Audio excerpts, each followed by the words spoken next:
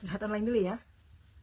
Biasanya saya kalau bikin video curhat seperti ini, yang akan saya sampaikan adalah cerita-cerita yang udah basi atau cerita-cerita masa lalu gitu ya. Kenapa? Karena sesuatu yang udah lewat biasanya kan kita bisa ambil hikmahnya gitu. Jadi nggak terlalu baper kita dalam memberikan review atau menganalisa situasinya gitu.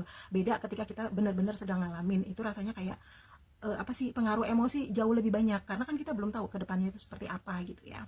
Cuma ini saya mau bahas sedikit tentang apa namanya, sesuatu yang menurut saya sih paling impossible atau paling nggak mungkin untuk bisa dilakukan oleh kita sebagai manusia gitu. Berawal dari saya pasang video seorang anak kecil yang ngomong seperti ini. Kita dengerin ya.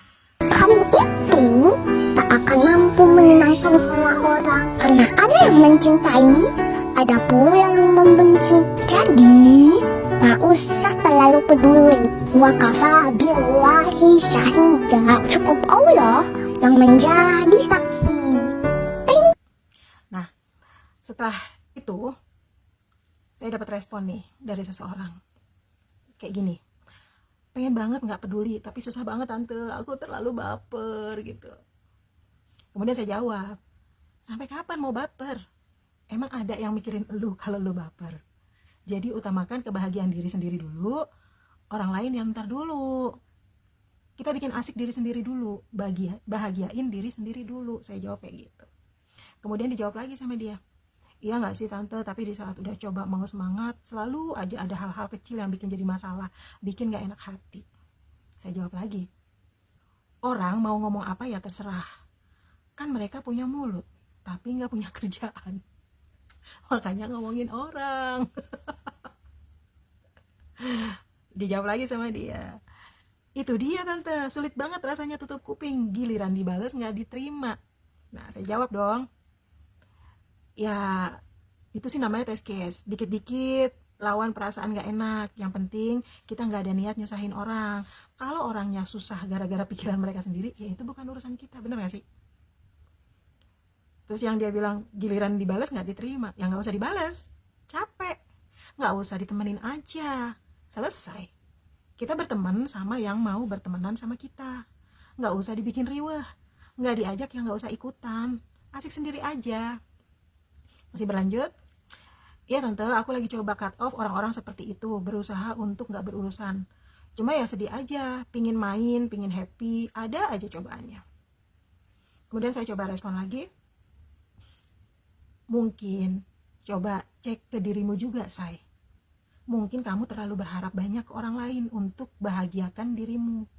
Padahal yang paling bisa membahagiakan kita, ya kita sendiri. Orang lain itu cuma pelengkap aja. Seharusnya orang lain nggak boleh jadi penyebab kita happy atau tidak happy. Kalau seperti itu ya berbahaya. Kita nggak akan pernah happy. Sebab pada dasarnya orang akan mengurusi urusannya sendiri. Nggak mikirin kita. Artinya, selama kita menggantungkan kebahagiaan kita ke orang lain, ya kita bakal susah untuk bahagia. Gue sih kalau nggak bisa ngakak bareng, ya udah. Kalau bisa ngakak bareng, hayu. Setelah itu kalau udah nggak asik lagi, tinggal aja, sesimpel itu. Makanya gue tuh nggak suka ngegeng gitu ya, atau ngumpul-ngumpul. Kalau dulu-dulu waktu masih muda sih oke lah ya. Kalau sekarang-sekarang kayaknya nggak perlu gitu loh. Random aja, gaul kesana, gaul kesini, berteman sama siapa aja gitu.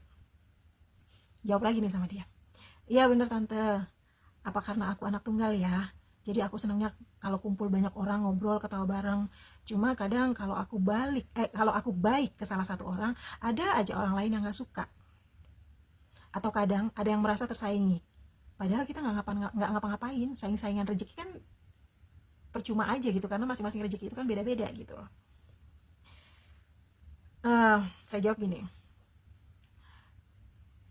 kalau misalnya nih lagi pengen gitu ya makan sama siapa, terus ngajak orang, kitanya nggak pasang status gitu ya, tetapi orang yang kita ajak makan pasang status gitu ya, biasanya langsung deh tuh kita dijapri, makan di mana, kok sama si Anu aja nggak ngajak-ngajak gue gitu ya.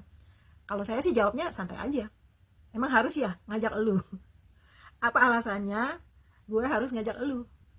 Sekarang udah pada nggak berani japri-japri model kayak gitu, karena saya sih langsung straightforward aja gitu ya. Nah, terus kadang ada yang merasa tersaingi gitu. Ya sudah sih, kita nggak bisa mengontrol semua emosi orang di sekitar kita. Kita juga nggak bisa mengontrol orang mau ngomong apa di belakang kita. Yang bisa kita kontrol adalah respon kita terhadap perlakuan mereka. Kalau saya, selama mereka itu tidak menimbulkan fitnah yang berbahaya, saya sih diamin aja. Kadang-kadang memang seru sih ya, orang itu suka bicara seolah-olah jauh lebih tahu dari kita. Kadang-kadang nih, saya suka dengar ada orang ngomongin saya gitu ya, oh Tante Risa gini gini gini gini gini gini gitu loh.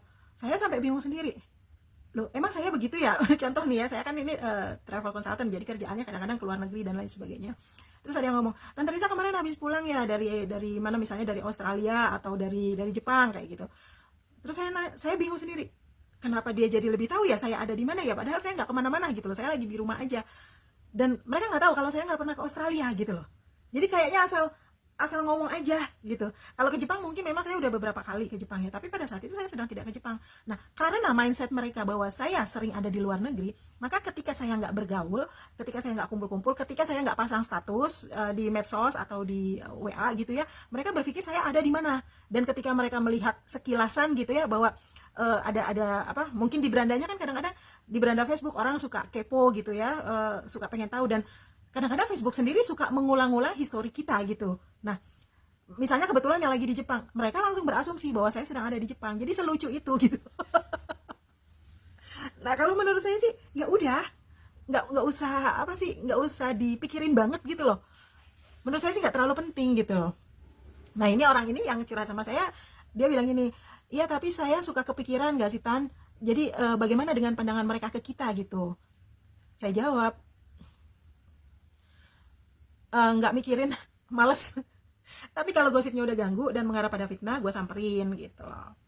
Jadi yang mulutnya lemes, yang ngoceh-ngoceh, ya udah semprot aja gitu. Terus dia bilang, iya sih emang kudu tegas, cuma ya kebetulan yang aku temui itu langsung ngajak gerombolannya untuk ikut jadi pembenci. Saya jawab nih, biarin aja. Yang biasa main keroyokan, biasanya nggak punya nyali, nggak punya kapasitas juga. Kalau saya mah santai aja, selama nggak nyenggol ya diamin aja. Kalau nyenggol, ayolah mainkan. Lo jual, gue beli gitu. Jadi apa namanya? Buat saya wasting time sih kalau kita apa-apa harus mikirin orang terus gitu loh. Jadi nggak akan sampai gitu. Simpelnya aja nih ya. Nabi-nabi yang dikirimkan ke dunia ini, ada nggak satu aja nabi yang nggak ada pembencinya? Pasti ada gitu loh. Nggak usah nabi deh ya. Tuhan aja nih yang maha menciptakan, yang maha kuasa, maha memberi penuh kasih sayang dan lain sebagainya, ada loh pembencinya. Mereka-mereka yang pemuja setan itu kan kontradiksi ya, nggak suka sama Tuhan gitu lah, apalagi kita ini cuma manusia gitu. Jadi yang paling penting itu adalah membahagiakan diri sendiri, menyenangkan diri sendiri dulu, mencintai diri sendiri, sayang sama diri sendiri. Orang lain itu nggak perlu juga harus selalu menerima penjelasan kita, karena nggak penting juga gitu. Kadang-kadang mereka juga nggak pengen tahu penjelasan apa yang sebenarnya dari kita. Mereka tuh kadang-kadang berada di pikirannya sendiri. Misalnya kayak saya tuh orang yang paling nggak suka untuk menceritakan hal-hal yang pribadi ke orang lain. Misalnya sekarang saya sedang melakukan ini, saya jelaskan secara detail. Itu buat saya nggak penting. Kalau nggak ada hubungannya dengan saya, nggak penting. Apalagi ngomongin pekerjaan. Segala sesuatu yang ongoing atau sedang dilakukan, baik itu pekerjaan, kesedihan, kesenangan, dan lain sebagainya, biasanya kalau sedang berjalan atau sedang saya hadapi, itu tidak saya share. Kenapa? Karena kita kan nggak pernah tahu hasil dari kesedihan itu. Misalnya sekarang kita dapat cobaan, sedang sakit atau apa gitu ya, kemudian curhat kemana-mana. Buat saya nggak penting, karena resultnya setelah itu apakah kita dapat hikmah positif atau hikmah yang lainnya, itu kita belum tahu gitu loh. Ya lebih baik ke dokter untuk periksa kita sakitnya apa dan lain sebagainya. Kita hanya curhat sesuai kapasitas dan sesuai kemampuan orang yang kita ajak curhatin. Nggak semua orang harus tahu, oh gue lagi sakit nih gini, atau oh gue lagi nggak punya uang nih gini, nggak usah gitu loh. Nah kalau lagi kita misalnya dapat job gitu ya, dapat kontrak gede, kita juga nggak perlu ngomong, bukan kita ya, kalau saya, maksud saya gitu loh. Saya merasa nggak harus ngasih tahu semua orang, gue lagi dapat proyek gede nih gini, karena kita nggak pernah tahu proyek itu nanti jadinya akan seperti apa. Kalau proyek itu sudah selesai dilaksanakan, nanti hasilnya seperti apa, itu pun kalau memang perlu di-share, artinya hikmahnya saja. Tapi inti proyeknya itu ya saya rasa nggak perlu juga gitu loh. Intinya adalah bahwa apapun yang kita lakukan atau yang kita jalani selama hidup kita ini, yang paling penting adalah mempertimbangkan kebahagiaan, kenyamanan, dan ketentraman diri sendiri dulu. Sayangi diri sendiri dulu. Baru setelah itu orang yang terdekat dengan circle kita. Karena mereka itulah orang-orang yang selalu ada buat kita. Itu yang paling penting harus kita perhatikan. Setelah itu adalah orang-orang yang selalu ada di saat kita susah. Nah, ini yang kadang-kadang kita lupa. Orang-orang yang selalu ada di saat susah itu seringnya tidak pernah meminta balas jasa karena mereka pada dasarnya memang baik. Nah, orang-orang yang ada di sekitar kita ketika kita lagi happy, ketika kita lagi beruntung, ketika kita lagi berkelimpahan, itu biasanya yang banyak maunya, banyak mintanya, banyak ingin diperhatikan. Contohnya aja paling gampang, misalnya saya baru pulang dari luar negeri, minta oleh-oleh, itu simple ya. Dan orang yang selalu ada bersama kita, bersama saya di saat saya itu susah, nggak pernah sekalipun minta oleh-oleh ketika saya pulang dari luar negeri.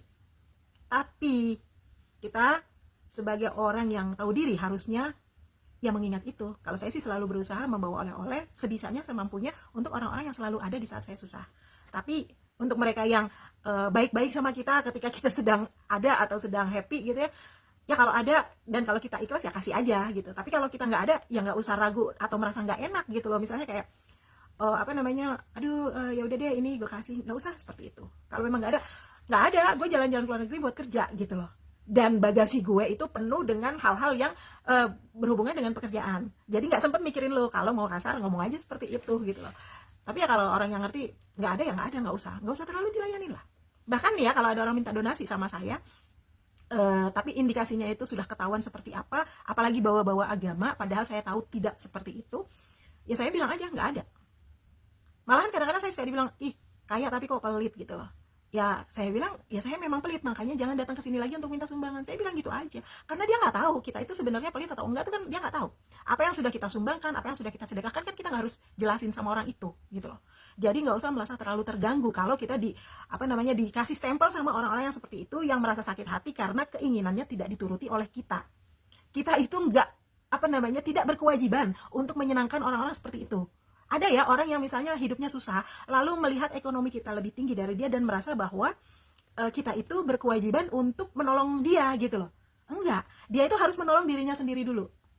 Setelah dia menolong dirinya sendiri dulu, baru ketika misalnya Tuhan menyentuh hati orang lain untuk membantunya, dia harus tahu berterima kasih. Ketika dia tidak tahu berterima kasih, ya berarti dia tidak mencintai dirinya sendiri. Sudah diberi pertolongan oleh Tuhan, tapi dia seperti itu. Jadi, oke, saya pikir kita bisa dengerin apa yang diomongin oleh Mas Helmi Yahya ya. Seperti ini, saya cek dulu. Mana ya? Saya pikir ini cocok dengan apa yang barusan kita bahas. Mana. Saya senang sekali ngumpulin view positif dari orang-orang yang positif. Contohnya seperti ini ya. Ya, mari kita mencari lingkungan di mana kita bisa dihargai. Jangan masuk ke dalam lingkungan di mana kita tidak dihargai. Kalau kebetulan kita kecemplung di mana di lingkungan itu kita tidak dihargai, kita diomong-omongkan, kita dirasani, kita dikritik untuk hal-hal yang mestinya tidak perlu dikritik, tinggalkan itu teman. Ingat, saya juga pernah bilang ya, jangan masuk ke dalam lingkungan pertemanan yang toksis. Salam sukses. Jangan pernah masuk ke lingkungan toksis. Ya. Jadi tinggalkan saja, make it easy. Oke? Saya rasa itu aja curhat saya kali ini tentang bahwa kita itu mustahil untuk bisa menyenangkan semua orang di dunia ini. Senangkan dulu diri sendiri. Oke? Saya Risa, mantan gembel internasional yang katanya inang-inang internasional, padahal travel consultant. Oke, thank you.